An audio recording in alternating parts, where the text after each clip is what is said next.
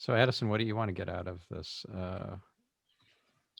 this show? I just wanted to kind of jump on and learn what I can. I've never come to your session before.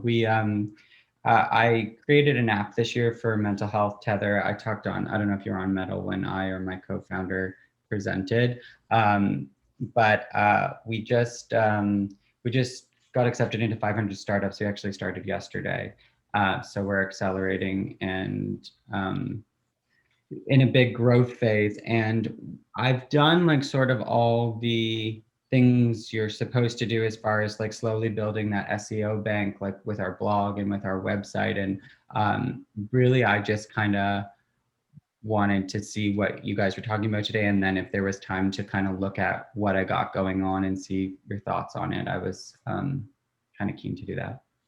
Cool. What's your website? Tether.men, TETHR. Here, I'll put it in. Okay, tether.men.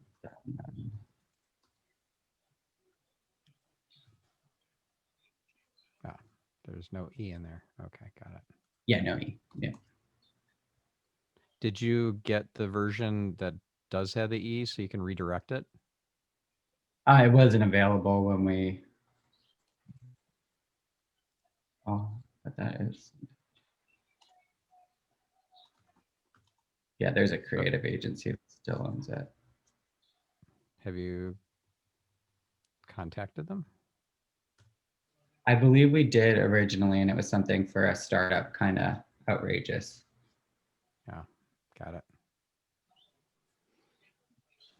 Okay, that's annoying. All right, well let's have a look at the site. Yes. So all the all the blogging and all the content happens in that content tab. We can look at it generally first. Why is it called content? You know what? That's the way that doesn't sound compelling. You could just call it words. Ooh, I want to click on words and read some words. So maybe switching that to blog. Yeah. You don't want to reinvent how people navigate the web. Just like if I rent a rental car, I expect the ignition to work pretty much like how ignitions work, and the steering wheel, it needs to be in the driver's side in the front and not in the when we back seat. interviewed the guys originally, they said like they were less likely to click on blog because they think like written articles. So it was like, because we do a lot of like embedded video content as well in there. So that was kind of where that came from. But if you think that it would be best just to use blog or like media, it's not really like media in the sense of, Yeah. Well, what about something like Tether Academy? Right. Or Tether University or Learning Center or something like that. Okay. Sounds a little more substantial. I have yet to find a website that has a section called content. That's pretty funny. You're the first one. Okay. So what's the value prop here? Like, why would I want to dig deeper? I think like a lot of it comes out of the app community, and then a lot like what we're ranking highest for right now is men's community, men's group, men's mental health. So it's guys that are looking for at least one other guy that they can talk to about the real stuff, and that's kind of our flow of traffic tends to be people who are looking for a group or a community, and they're coming to us. So what I'm not getting in the first couple of seconds, and I've got this 3-second rule thing I've gone through before on previous shows, is that within 3 seconds, I, as a first-time visitor visiting your homepage, should understand what's in it for me. Well, first of all, what you do, like what's the value prop, then what's in it for me, and what's the next step. And it should be abundantly clear above the fold without me having to scroll or dig around or anything like that. I'm not So right here where Even, it says the world's first online peer-to-peer and then download the app, that's not. well, download the app is really hidden. Okay. If you look at all the big CRO tools like Visual Website Optimizer and Optimizely and all these other guys, like let's actually pull up one of these. This is VWO. See how it's placed front and center, the primary call to action. It's very clear. There's Mhm. one primary call to action, that's to request a demo. Let's go to Optimizely, which is their arch rival. And clearly these guys know what they're doing because they've got the technology to test A/B split test, multivariate test, everything, and they're going to use that tool on their own marketing site, of course. Mhm. So it's very clear that they want you to learn. Oh, that's funny. They've got learn more and then learn more. So I don't like that. Two buttons that are named the same thing that go to different places. That must be a bug. Yeah, but I like this. Very clear. There's one thing to do. Okay. Yeah, you could start a free trial. Yes, you could learn about their pricing and all their products and stuff, but they really want you to go and request a demo and see the social proof. It's right here above the fold. I don't have to dig for it. Right. Okay. So the next action is above the fold, and some of the most important social proof is above the fold. Let's go back to you.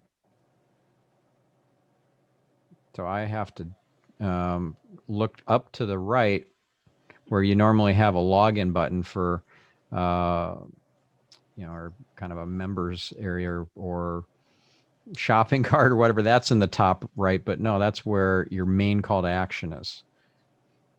And that's the only place I would definitely change that. Okay. This is wonky. What is Yeah, with that looks this weird, right? weird pop-up? I don't. There's a picture is missing. That's weird. It's not loading. Yeah, that doesn't look so hot. Okay, so that needs investigating. It's a lot of content here in this pop-up too. This is overwhelming. It should be punchy, short and sweet. I've got a great case study for you to look at on what makes it for an effective pop-up on stefanspencer.com. If you go to the results page and then case studies, it's the Neil Strauss case study. Okay.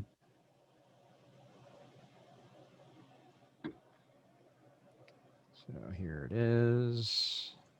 You can see it worked really well. We increased conversions 125% by going from this pop-up, which is absolutely terrible, to this pop-up. So simple. Not just a friendly image, but it's taking away the name and email and making it a giving offer instead of a taking thing. Like, give me your email, give me your name. And this is so disingenuous, my undying respect. You'll get that from Neil Strauss. Just put your name and email address and hit submit. Oh, this is the worst button verbiage of all time. Submit, unless you're into that sort of thing. Here, yes, I want access. It's in first person. After I click on that, then it asks for first name and email address. You can see why this outperforms. Oh, it's also an exit intent pop-up instead of being a timed pop-up as it was before. There's a lot of things that were improved, and a bunch of those best practices are outlined in this case study. There's another place I would recommend you go for more best practices on pop-ups, because if you improve your pop-up, that alone is going to make a world of difference. That's one of the biggest difference makers in terms of building your list and increasing your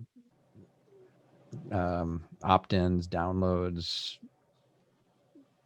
inquiries, all that sort of stuff. So on Marketing Speak, that's my podcast. You go to the Syed Belki. Gosh, how do you pronounce, or how do you spell his name? There we go. Balkhi. It's episode number 29. So the easiest way to find it is just go to marketingspeak.com/29. Mm-hmm. This is gold. He's the founder of Opt-in Monster, which is the technology that runs many of the pop-ups on the web. I use it. I recommend it to my clients. There is just so much gold in here about what to do right and what not to do that's wrong, with regards to pop-ups. Okay, so let's go back to your homepage. Another thing that I'm not getting in 3 seconds or less is why I should care. People listen to WIIFM. Oh, this is another bad thing, to have the pop-up show up again after I canceled out of it in the same session is no bueno. I like Clay A. Bear's model for conveying a value proposition in a major headline, like a brand positioning statement, is verb your noun. Like if you're a mortgage broker, fund your dream. Mm-hmm. Or if you're this company, which is a client of mine that makes a wearable biohacking device. It helps you to amplify positive emotions. It's pretty cool. It's like you can feel alert without having to drink a cup of coffee, and it feels like a cup of coffee.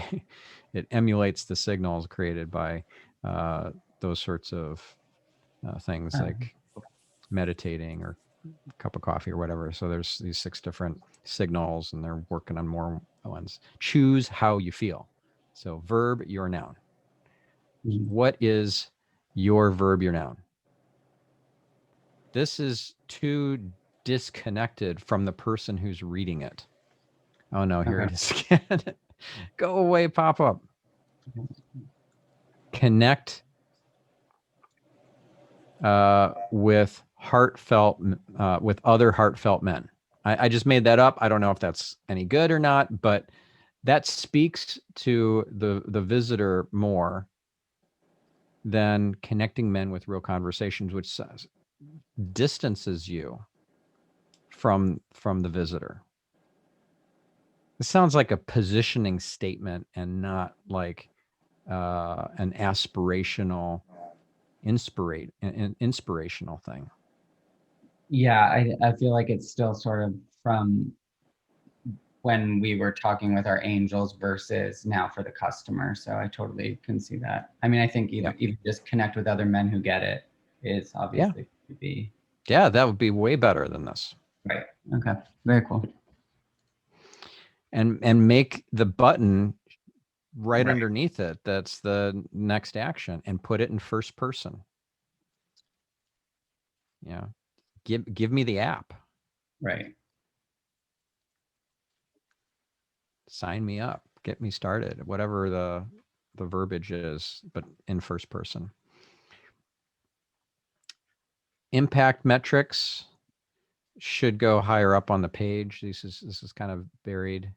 Mm-hmm. Although this isn't really impact metrics, like 10,000 users already, in the first 6 months or something is an impact metric. This is more, I guess, around just showing there's a need for people getting mental health help. And yeah, so that's something that I would consider adding, is some impact metrics. Okay. This is also social proof, although I never heard of any of these organizations. So this is not going to be as effective as if you had As Seen On with a bunch of logos of like Men's Health, AskMen.com, wherever else that you've gotten media coverage. Mm-hmm. Oh, there you go. There's Men's Health. So I would put this, and I would add a little as seen on /in. So it's very clear that this was media coverage, and put that above the fold. It's really powerful. That's way more powerful than this. I don't know what same here is or heads up guys, but I've certainly heard of these organizations, Right. media outlets. Why are Those these? are our actual partners. Why are these changing colors? Oh, Because that's because where you the have. comes from. That's where the quote it comes from. Yeah. So it's Yeah, highlighting I that. don't love that. It doesn't. Does did anyone else connect that? Like connect the dots on that and realize that this quote up here is from Forbes, and then the next quote is from the Walrus. Did anyone figure that out? Yeah, that's totally not intuitive. If you're going to attribute a quote to a media outlet, then it needs to be right underneath it, like dash, like a long dash, Forbes. Mm-hmm. But it's actually sufficient. This is overkill, I think, to pull the quote and put it right here, just as seen on in, and then these should all be gray. It should be higher up on the page. And when I click on any of these, it'll take me to the same place, which is your media page or your press page. Mm-hmm. Yeah, I guess I would call it press page. So if you look at my press page, this will give you Was an that idea what you actual might media do. coverage, Edison, or are you just showing quotes from those? Those are half and half. That like from Got it. the beginning days. Yeah, we have though now. Like that's why I'm in the process of updating everything, because now like I've done a bunch of interviews and been on a bunch of places. Okay, because that's what that triggered in my mind, Stefan. Did he actually? Are these actually sort of endorsements from, or not even endorsements, but actual interviews? Or I see people that put logos up that they have nothing to do with it, right? So I just Yeah, don't. that's something that you'll take a big credibility hit if somebody tries to look into what your coverage really was. And if you said that you were mentioned in Forbes and you weren't, but just the topic of men's groups, and I don't know, it just So what it about, needs to be because verifiable. So I could go to your press page, I could see the media coverage. So here you can see my TV appearances, my podcast appearances, the text interviews, the blog posts. Here's another example. This is a client of mine, what is myipaddress.com, and they have a press page as well. They do it a little differently. You can see here, if I click on any of these logos, it takes you to the same place, which shows all the media coverage, and it's all verifiable. So, oh, you say you were on CNET or Fox Yeah, Business. we don't say that we were on any of those. That's just, it's yeah, validating the and process. that was my point. He didn't say as seen on. Is there a way, because the information is important? Is there a smart way to validate and say, look, here's what the top experts, in finance, Forbes says this, but I'm not saying that I was interviewed by Forbes or anything. You got to separate those, I guess, right? The as seen Yeah, on. I guess the making the case for the need. You may call it the need, or I guess you called it the crisis. That needs to That's be on a separate accurate. page.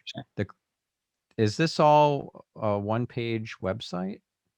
Yes, it is, except for the content area. Okay. Yeah. So Google hates one-page websites. If you think about why this would be the case, I think it's common sense.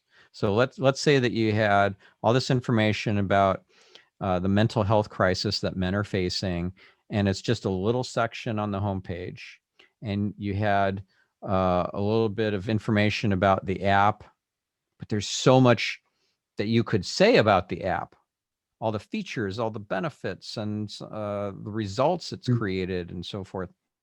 But you just got this little section. to get Yeah, a that's what one like page to rank for all these different things is really hard. You want to have separate pages for these separate topics.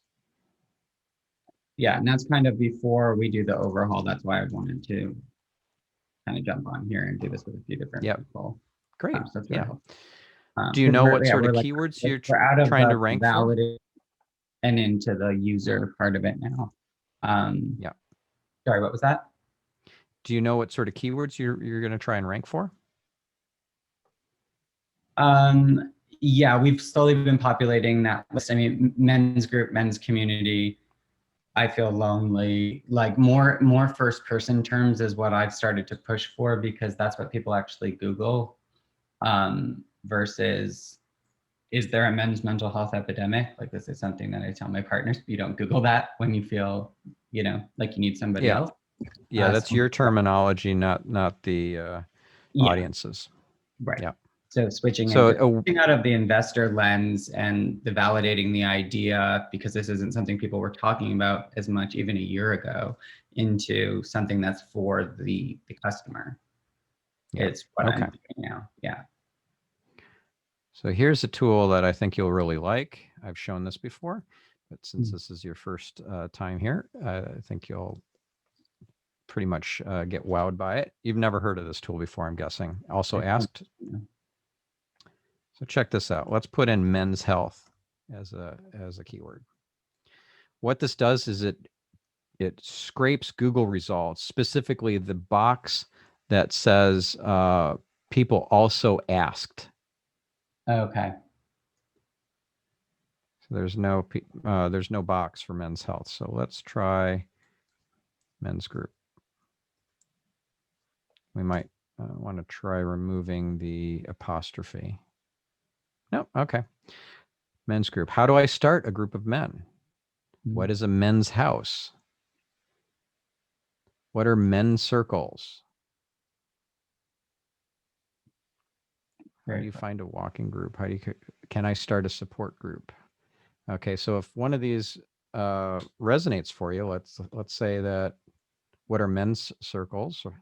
Sure, click on that. That recenters that question to be the starting point. And then when you do a Google search and you see a people also ask box, there's just a few questions in there, and then you can expand to see the answers. And as you do that, more and more answers, or more and more questions show up with answers. So it's just kind of a rabbit hole you can go down. This scrapes all of that, which is pretty cool. So there wasn't anything for men's circles. So let's try simplifying it to just the term. And just imagine spending, I don't know, 10 minutes on this. You could come up with 50 different questions that you could address in videos, in blog posts, in an FAQ. Yeah. So men's mental health. Let's try that.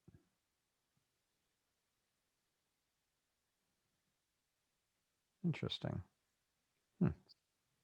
So let's verify that's true. I'm having a hard time believing that. So Google. Yeah. Men's mental health. Oh yeah, there is no people also ask box. Men's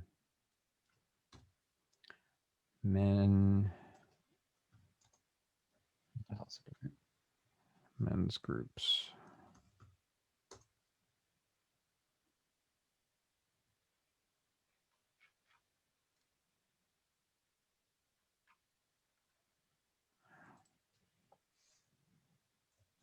Does it usually come up if it's not a question that you start with? Yeah. Okay.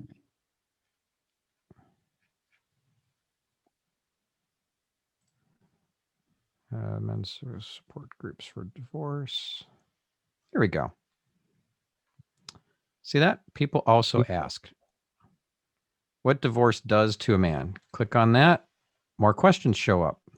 Do most couples regret divorce? Is life better after divorce for a man? Click on that. And depending on what you click on, it keeps populating this with more questions that are relevant to the questions that you showed interest in and expanded. So this is just this really long rabbit hole you could go down. Right. And imagine having this free tool that scrapes all this and creates a nice CSV file for you that you can easily download by clicking on the button up at the top. See, that's save CSV. Or you could take a screenshot, save PNG.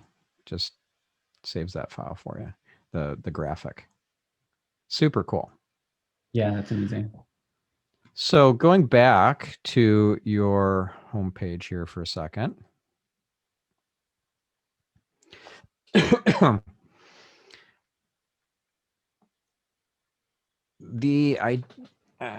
Oh, there's that pop-up again. The idea that I think needs to kind of be pervasive through this site, not just this homepage, is that the visitor, the man, is the hero, and you and the app are the guide. This comes from the book by Donald Miller called Building a Story Brand. He's got a whole framework called the Story Brand SB7 framework. And it feels to me with this kind of proof of concept site that you have, that you're trying to be the hero here. You're trying to be Luke Skywalker. The Tether app is Luke Skywalker, but it's not. The man who is lost and is feeling disconnected from his male friends and from the community at large, he's Luke Skywalker. He's just lost right now. And you are Yoda, or you are Obi-Wan Kenobi with this amazing tool. You've got the lightsaber, and it's the Tether app. And you're going to teach this young Luke how to wield it. So how do you convey that they're the hero? They can step into greatness. They're just this short journey away from greatness. It doesn't feel like that's being conveyed here. It's really feeling like, hey, there's a problem here. We solve it. We've got an app. You should totally use it. Yeah. Again, it's from that initial investor stage. So yeah, probably makes sense. But the new website, if you build it with that in mind, of game course, changer. Absolutely. Have you heard of this before? The idea of being the guide, not the hero? Oh yeah. And we're actually more like the willing best friend that goes on the journey, so the Samwise or the what Harry Potter's best friend, like that's kind of our brand voice in every other way on social and in the app. It's just, this is now going to be all transferred when we do the website now. Right. But the idea of the hero's journey, which was developed so well by Joseph Campbell, this is your user on the hero's journey. So yeah, you can be Samwise, you could be who's the best friend of Harry Potter? I forget. I just forgot to, but Ron Weasley. Ron Weasley. Like they're the hero. But if you don't follow the story arc of the hero's journey, then they're not going to make that connection. And no movie will sell worth a darn if it doesn't have the guide and it doesn't have the that internal conflict and the call to arms to get off the couch and step into their greatness. And they don't have this dark night of the soul, and like all of that stuff needs to be in this website. Gotcha. So I recommend the book Building a Story Brand. It is incredible. You can get it on audio, like on Audible, and it's read by the author. Really, really good. Or if you prefer to read, just buy the book. Awesome. Yeah. All right. So yeah, we didn't get farther than the homepage, but you don't have any other content other than what's in the blog area that you're going to rename. So yeah, I think we made some good progress there. Awesome, thank you. What's your tagline, by the way? Do you have a tagline? Like just like our one-off. I mean, it was connecting men to real conversations, but it's becoming join the team for life.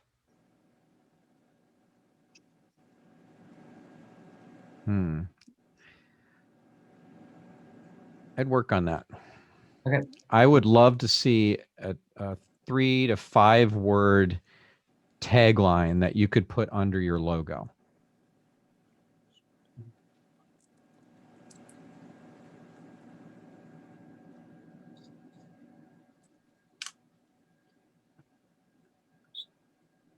Awesome.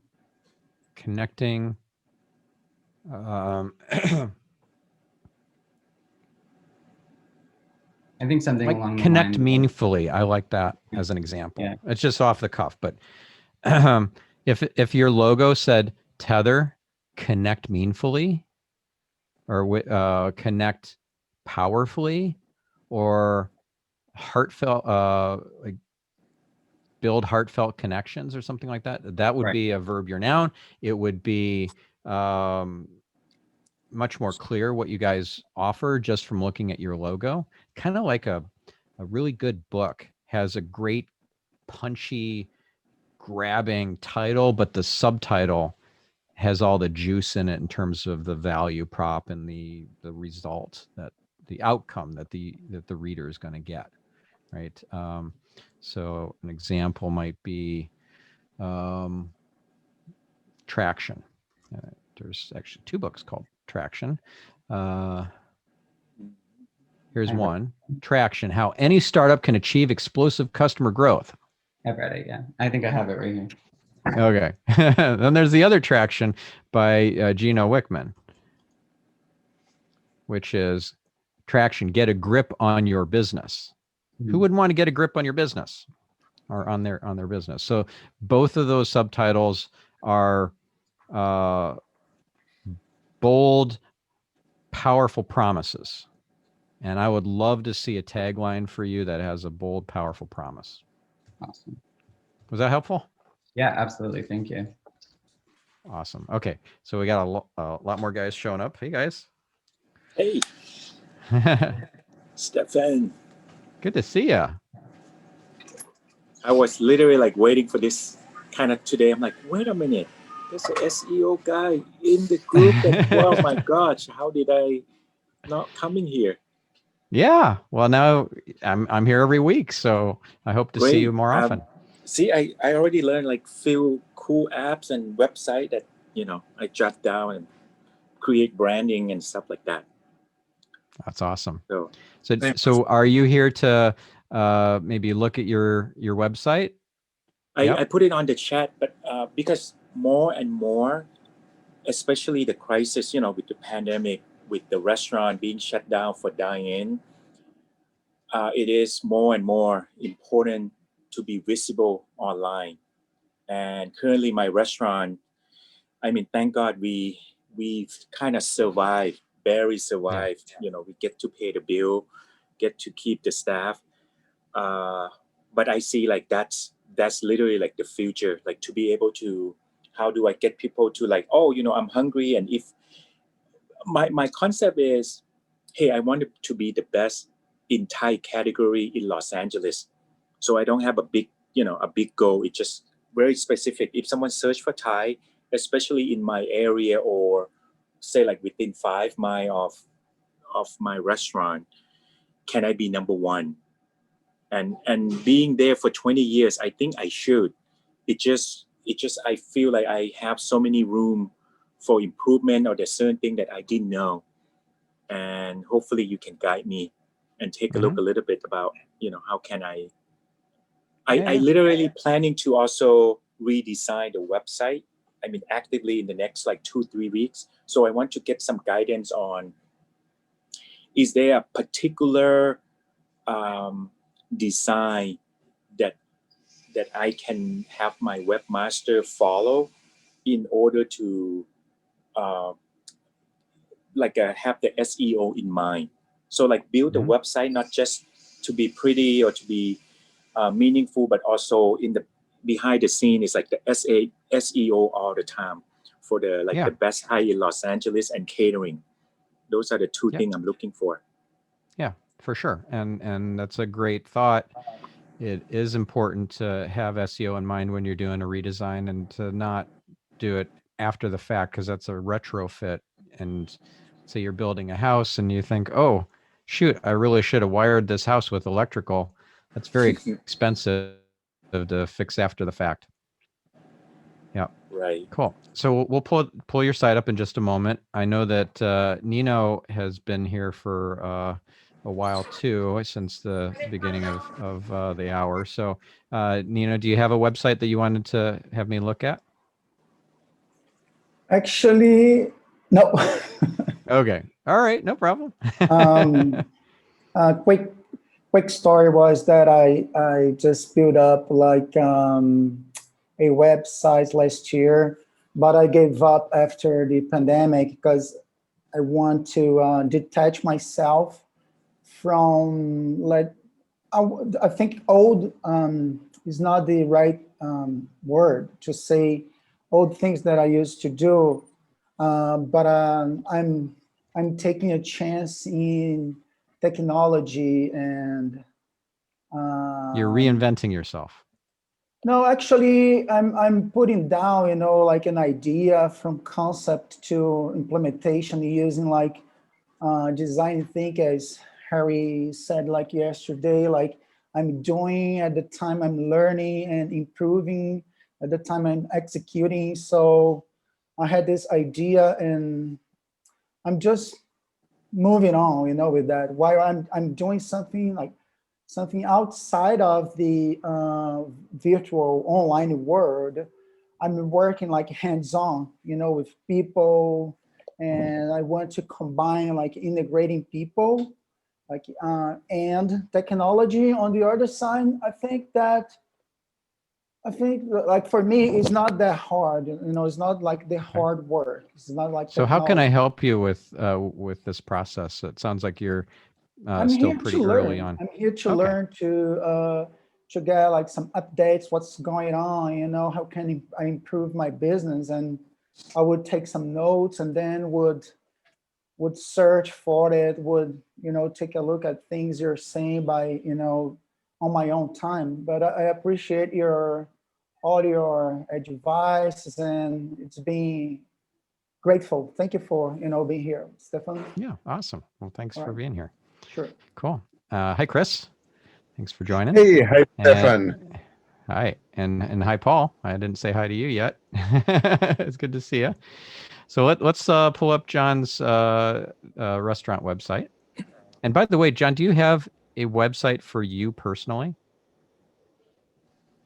I do not.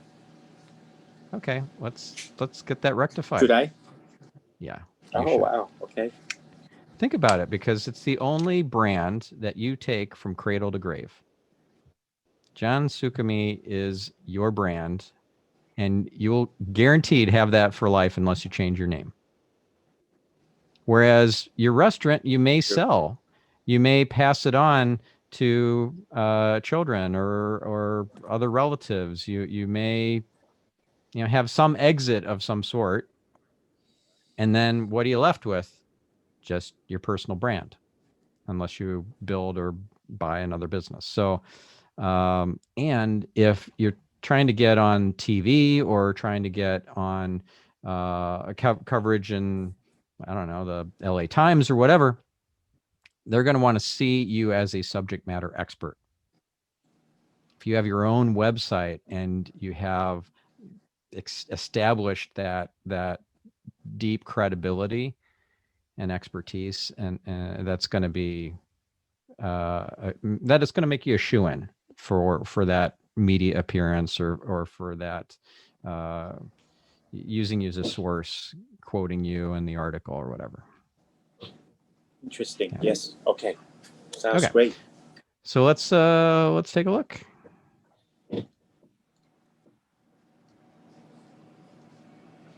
First of all, rather than going directly to the site, I'm just going to do Thai restaurant Los Angeles.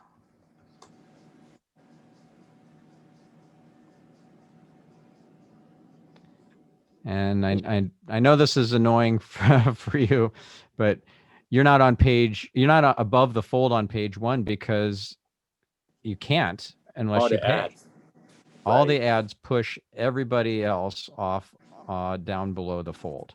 And it's even worse on mobile because there's less screen real estate.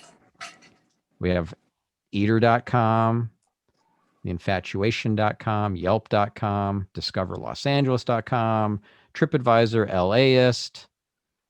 Then we start getting to actual restaurants, restaurant websites. There's Palms Thai. Stefan, I scroll down past the ads. Do you think that's common practice for people, or do they just? Yeah, Okay. it is.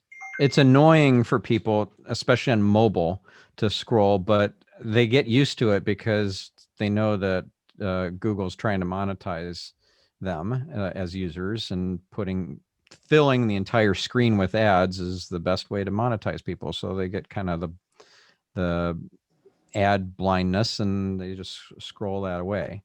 A lot of people do. I mean, how often do you guys click on paid ads? Is it like, I don't know, every other click that you do on Google, is it a paid ad? Probably not, right? Right.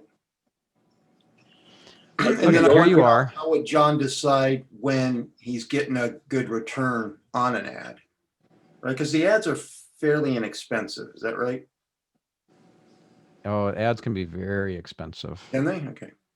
Oh yeah, On Google. like it's not uncommon for. Let's check.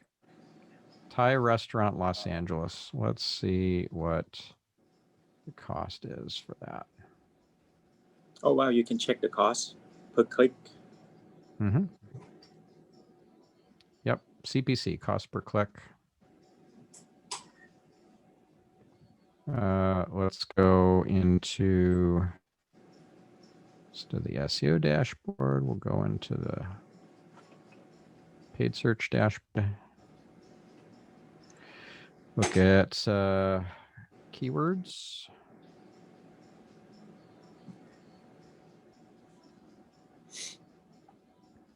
Put in that keyword of Thai restaurant Los Angeles.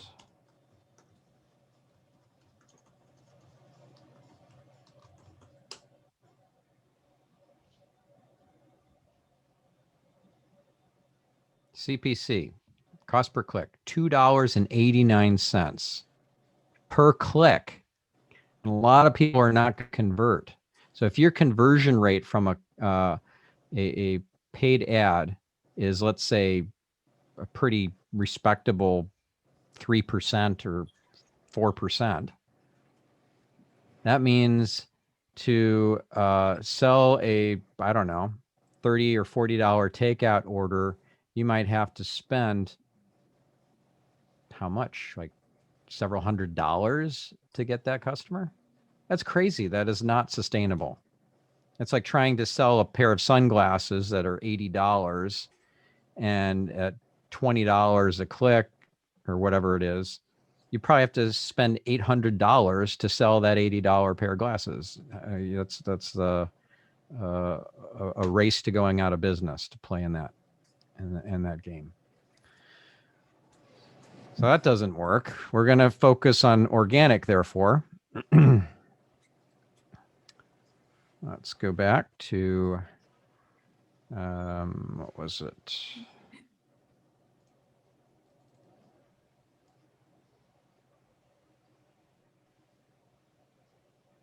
Here we go.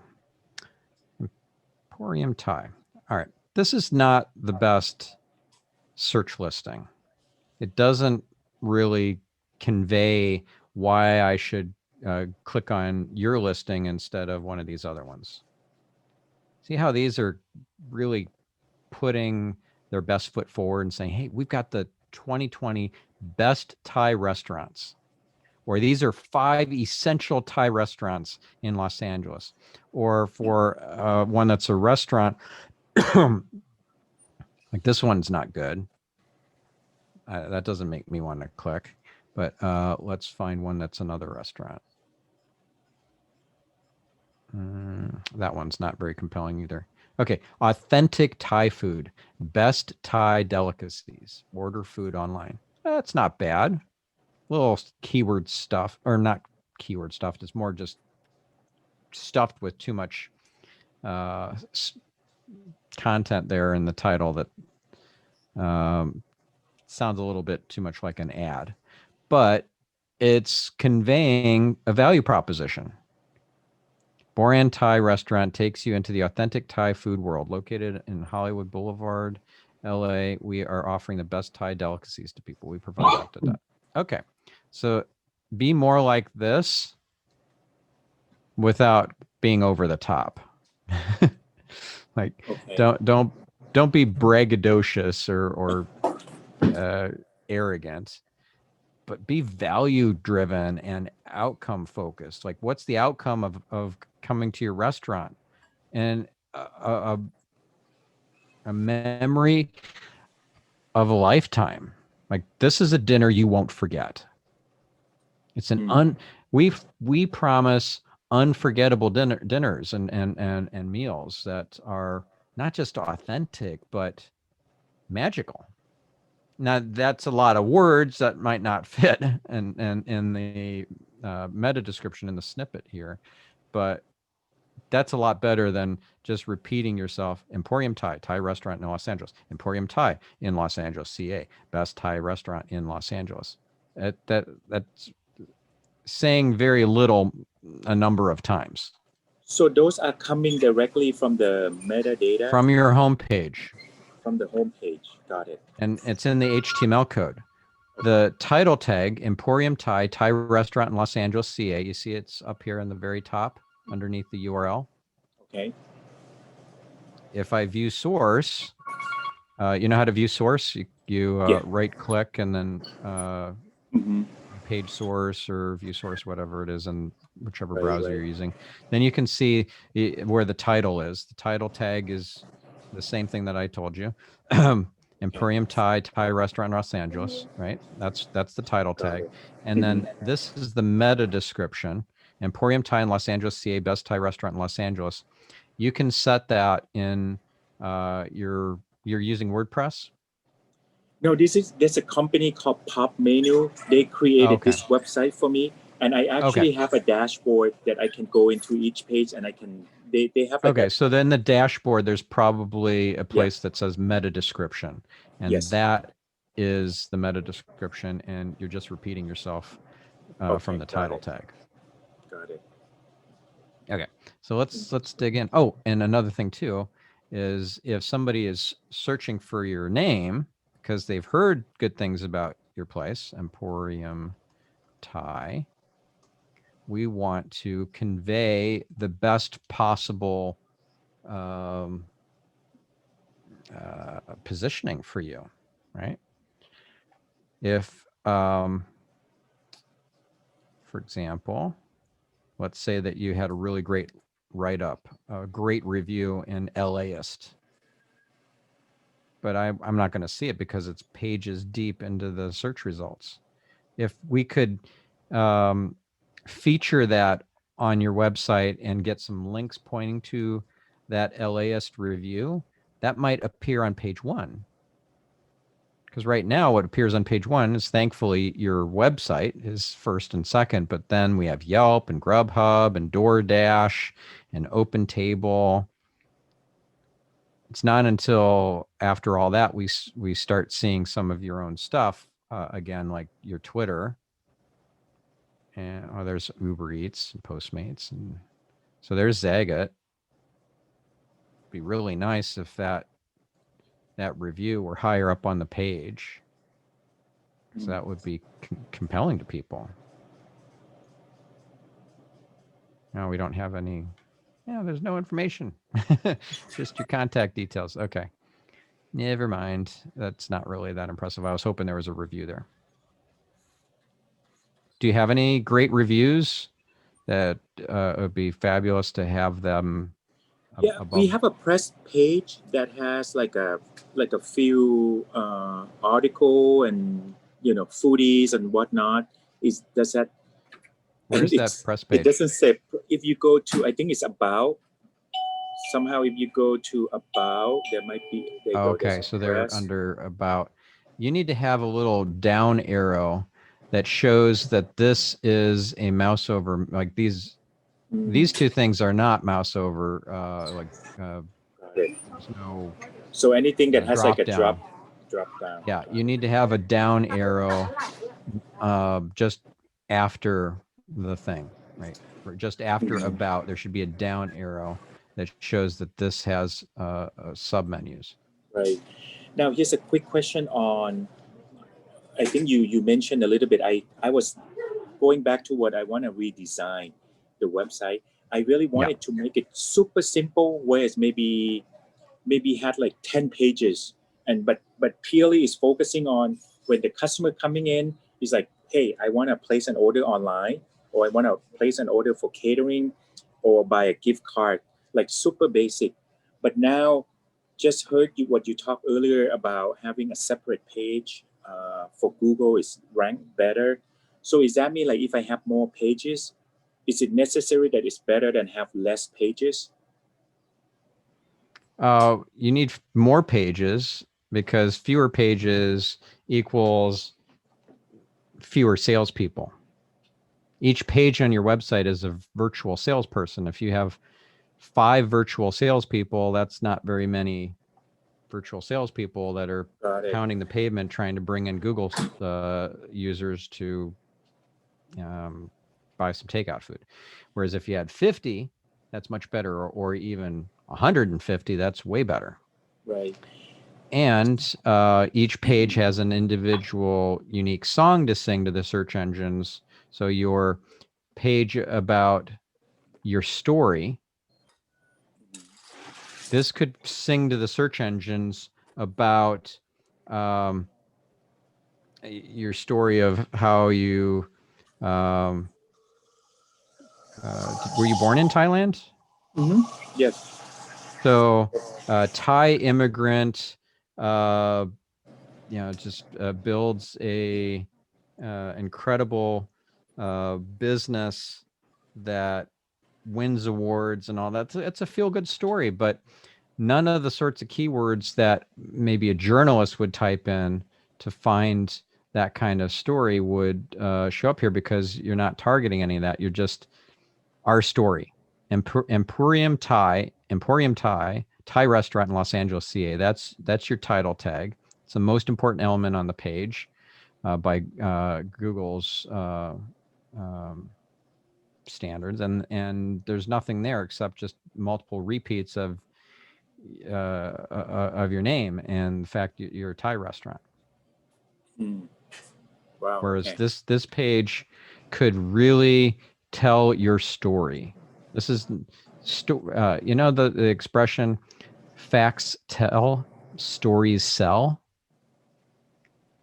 Yeah. This page could be a really important page for you getting more press, but it's not doing justice to you right now. Wow. Yeah. Let me show you my about page to give you some ideas on how you might do this differently.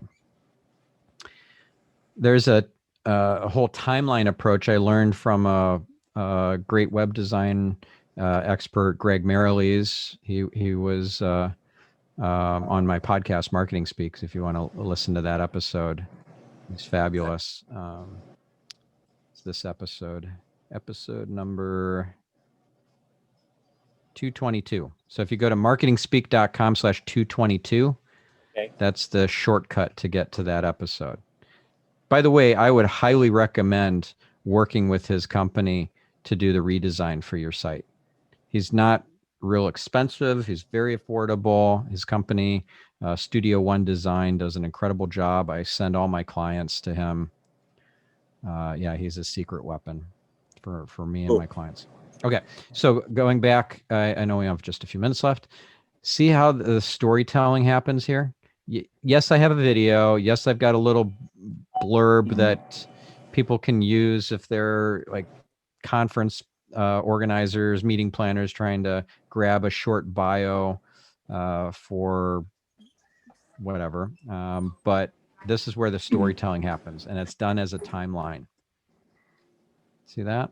So you get to follow my journey as I do all sorts of crazy things, like get on the cover of a magazine in 1998. I mean, look at that geeky photo. And then decide to just pick up and move halfway around the world to New Zealand. And apply for patents and get my daughter to build a money-making website at 16 or at 14 years old, and then start speaking at conferences at 16, and I get another magazine cover, and then this is the coolest thing here is where I reinvented myself.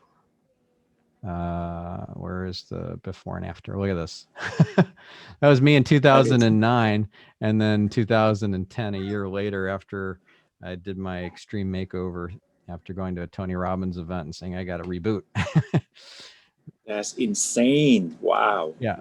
So you got to have a story and a hook that grabs the journalist or the TV producer and says, I got to have John on my program, on my news show. Like I've got to interview this guy for my newspaper or my magazine. And if you look at Studio One Design, as I said, they did this website for me, the stephenspencer.com site. They've designed a bunch of sites for my clients. And Greg gave me this idea of an about timeline. You guys should all copy that. So here's how he did it. He had humble beginnings. He was just illustrating for t-shirts, making t-shirt designs, and then he just sent a t-shirt to two of his heroes, Ezra Firestone and James Schramko, as a thank you for having a great podcast. They didn't know him from Adam. They're like, wow, this guy's amazing. We love this logo. We love the t-shirts. We're going to start sending you business. And they just sent all their clients to him, and his business blew up, and it's just a great feel-good story. Wow. Yeah. And it all gets played out in a timeline. So it's like watching a little movie or something, and you can do that on your about page. Are you able to personally connect me to him later on? Yeah. Okay. Yep, I'll send an intro, no problem. Okay. Wow. Cool. Well, we're out of time. Sorry, Paul. No worries. I don't know if you wanted me to pull up the website next time. Okay. I've written down a ton of stuff here. You've been very helpful without addressing these in particular. But I did have a quick question. My website is right now is on Shopify. Yeah. And is that a limited platform for the redevelopment you're talking about doing? Somewhat. Yes. I wouldn't have the blog live on Shopify because Shopify's blog platform is a train wreck. But the e-commerce side of it, the products that can be on Shopify. It's just not as robust as something like Magento, but the total cost of ownership of being on Magento Commerce, just stay on Shopify. But have your blog, your content portion of your site be on WordPress. I'm in Seattle right now, kind of on vacation, so this is a chance for me to gain knowledge and reset. Yeah. So the main starting point is to figure out what kind of content will grab people and keep them engaged and will make them want to share it, especially link to it. Because sharing on social media is kind of a flash in the pan sort of thing. Whereas if they link to it, you get to reap the rewards of that for months and even years to come. Right. So your content needs to be so good. People say, I got to link to that. I got to write about it and link to it from my blog post that I'm writing about it. Great. Yeah. All right, guys. Thank you again. Well, it was a pleasure. See you next week, 10 a.m. Are you back home?